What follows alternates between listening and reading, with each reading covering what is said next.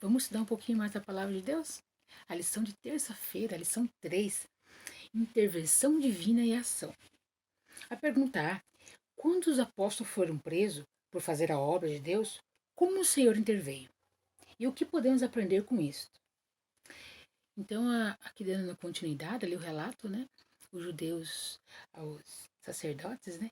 Eles ficaram com inveja dos discípulos, dos apóstolos ali, e também com medo, né, que toda a verdade ali do assassinato deles, das intenções deles fosse revelada, e eles prenderam ali os apóstolos.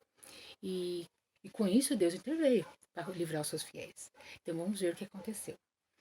Mas de noite, lá em Atos 5, 19 e 20 diz assim: Mas de noite um anjo do Senhor abriu as portas da prisão e, tirando-os para fora, disse: Ide, apresentai-vos no templo e dizei ao povo todas as palavras desta vida.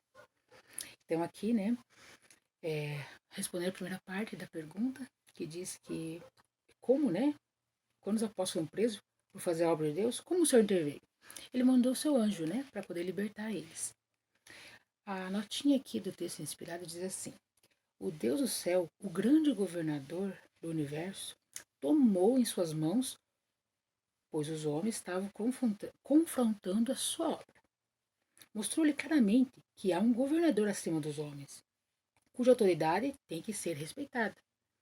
O Senhor enviou o seu anjo à noite para abrir as portas da prisão e livrou os homens a quem Deus tinha enviado para fazer sua obra. Disseram os principais dos sacerdotes que absolutamente não falassem nem ensinassem no nome de Jesus. Mas a ordem, né, ali do anjo, né, do mensageiro celestial foi diferente. Ele diz: ide, né? Ide e anunciai todas essas coisas, apresentai-la no templo, dizer ao povo todas as coisas dessa vida. Então ali há um contraste, a lei do homem, né, uma ordem do homem e uma lei de Deus, ali uma ordem de Deus, não é verdade?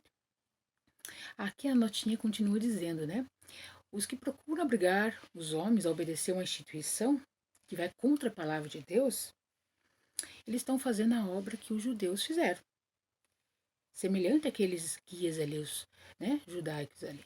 Mas nós, quando a lei vai contra a palavra de Deus, nós temos que obedecer a palavra de Deus.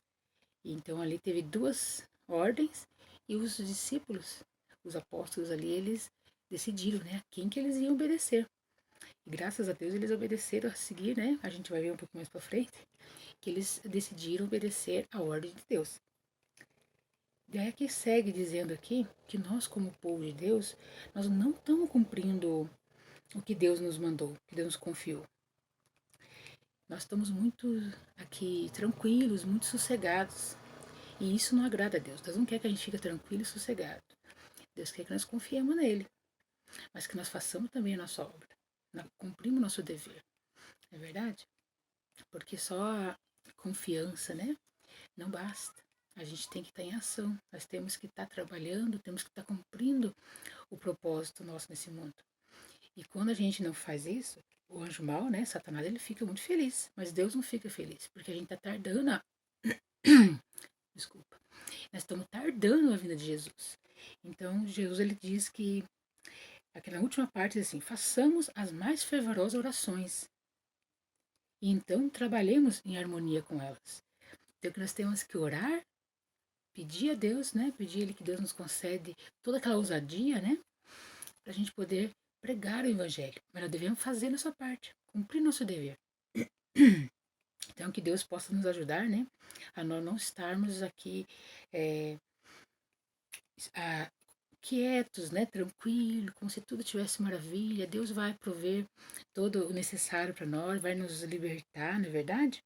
Deus vai, de verdade, de fato, Deus vai fazer isso. Só que nós temos que fazer nossa parte, nós temos que ir. Então aqui a pergunta B diz assim: como os apóstolos reagiram à ordem divina? Então ali dando sequência ali na pergunta A, em Atos 5, 21 diz assim, a primeira parte. E ouvindo eles isto, entraram de manhã cedo no templo e ensinaram. Então, como a gente viu, né, eles cumpriram a ordem ali do mensageiro celestial. E a segunda parte da pergunta: qual foi o resultado? Daí damos sequência também ali, a partir onde a gente parou, né? Do verso 21 até 26. E ouvindo eles isto, entraram de manhã cedo no templo e ensinavam. Chegando, porém, os sumos sacerdotes os que estavam com ele, convocaram um conselho de todos os anciões dos filhos de Israel, e enviaram servidores ao cárcere, para que de lá os trouxesse.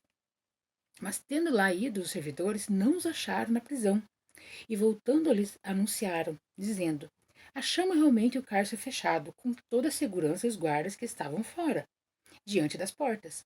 Mas quando abrimos, ninguém achamos dentro. Então o capitão no templo, os principais sacerdotes, ouvindo essas palavras, estavam perplexos acerca deles e do que viria a ser aquilo. E chegando um, anunciou-lhe dizendo: eis que os homens que a encerraste na prisão estão no templo e ensinam o povo. Então foi o capitão com os servidores e os trouxe, não com violência, porque temiam ser apedrejado pelo povo. Então ali os apóstolos, logo cedinho, bem de manhãzinha, né?